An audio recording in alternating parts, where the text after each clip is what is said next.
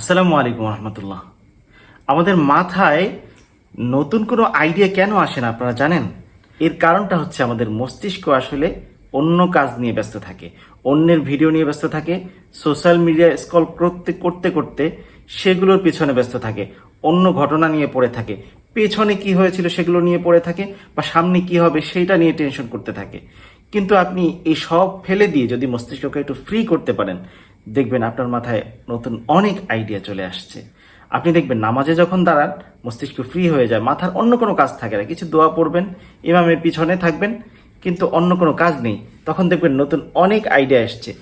এরপরে আপনি যদি কখনো প্রাকৃতিক কাজ সারার জন্য দেখবেন ওয়াশরুমে যান, তখন কিন্তু মাথার কোনো কাজ থাকে না, দেখবেন তখনও নতুন অনেক আইডিয়া আপনার মাথায় আসছে, অনেক গল্প আসছে, অনেক কৌতুক আসছে, অনেক কবিতা আসছে, অনেক নতুন কিছু করার জিনিস মাথায় চলে আসছে। কারণ মস্তিষ্ক তখন ফ্রি টাইম পেয়েছে, সে নতুন কিছু আপনার জন্য নিয়ে আসছে, নিজের শক্তিকে নিজের জন্য ব্যয় করছে।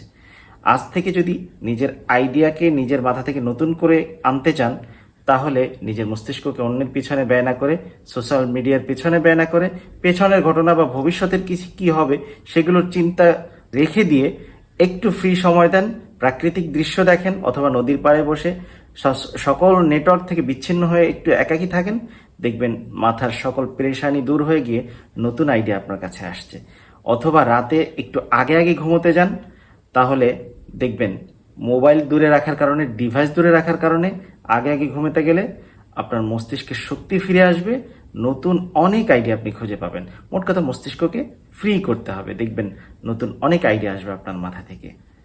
যদি আপনার উপকারে এসে থাকে অবশ্যই ভিডিওটি শেয়ার করবেন, আমার সাথেই থাকবেন ইনশাআল্লাহ। আসসালামু আলাইকুম।